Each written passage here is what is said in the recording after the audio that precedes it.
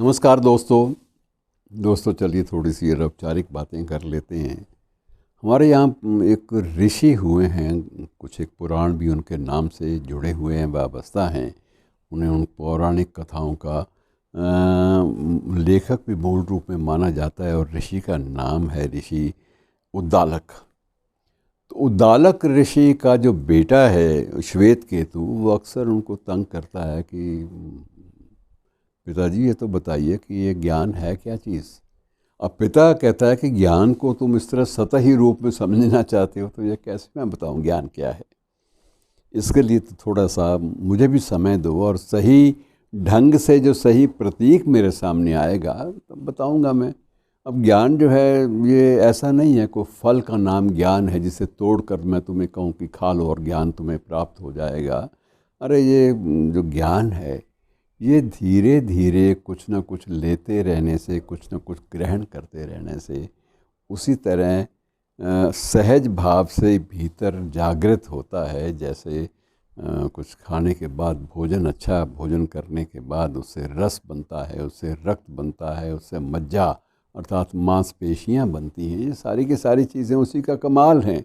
लेकिन ये एकदम से ऐसा नहीं होता कि एक ही चीज़ खाओ और ज्ञान को अंदर सटक जाओ, ये चीज़ें संभव नहीं होती। तो उसने कहा ये पिताश्री मुझे ये पूरी बात समझ में नहीं आ रही। तो उन्होंने कहा अच्छा ऐसा करो, सामने का फल तोड़ के ले आओ, उस वृक्ष से जो भी फल है ले आओ।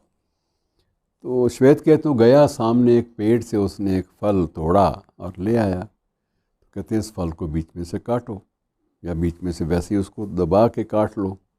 नहीं सही छुरी तो नहीं है चाकू साथ में, तो उसके बिना भी हो सकता है। तो उसने बीच में से काटा। तो कहते हैं इसमें ऋषि उद्दालक ने पूछा श्वेत केतु से कि बेटे इसके बीच में क्या है। तो उसने कहा जी इसमें दाने हैं और बीज है। कहते हैं एक बीज को लाओ। बीज को भी ले आया। बड़ा श्वेत केतु बड़ा परेशान हो रहा है कि ये क्या कर रहा है मेरा बापू। उसने कहा बीज को तोड़ो। तो बीज को तोड़ा कि इसके भीतर क्या है। तो कहता जी बीज के भीतर छोटे छोटे दाने हैं। कहता अब तुम इस बात को समझने का प्रयास करो कि ये दाने जो हैं ये बीज हैं, और हर एक बीज, हर एक दाना जो है उसमें सामर्थ्य कितनी है पूरा पेड़ बढ़ने की। एक बीज का दाना जब पूरा पेड़ बनता है, उसका विकास जब हो जाए, तब हम क्या कहते हैं, सृष्टि की समझ में आती है कि नहीं आती। तो यही सृष्टि का नियम है मेरे भाई, मेरे बेटे, कि इसमें छोटी से छोटी चीज़ से बात आरंभ होती है और वो बात जो है ये ऊपर तक एक वृक्ष का रूप ले जाती है। और इसलिए बीज में एक वृक्ष को देखना हो तो तुम्हें वो एटीट्यूड, जीवन के बारे में वो दृष्टिकोण, वो नज़रिया भीतर लाना पड़ता है।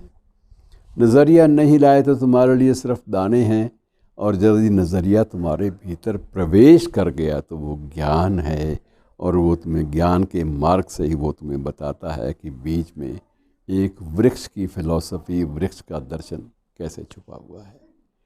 तो मित्रों कई बार ये छोटी छोटी कथाएं जो हैं, ख़ासकर पौराणिक जो कथाएं हैं, ये हमें स्पष्ट करती हैं कि ज़िंदगी, जीवन कितना विशाल है, और ये विशाल ज़िंदगी, इसका जो मूल स्वरूप है वो बीज, वो कितना छोटा है। जैसे वो इकबाल ने एक बार कहा था ना कि अपना तू है मुहीते बेकरां, चारों तरफ फैला हुआ है, कि तू है मुहीते बेकरां और मैं हूँ ज़रा सी आबजू। कि तू है मुहीते बेकरां और मैं हूँ ज़रा सी आबजू, या मुझे हमकिनार कर या मुझे बेकिनार कर।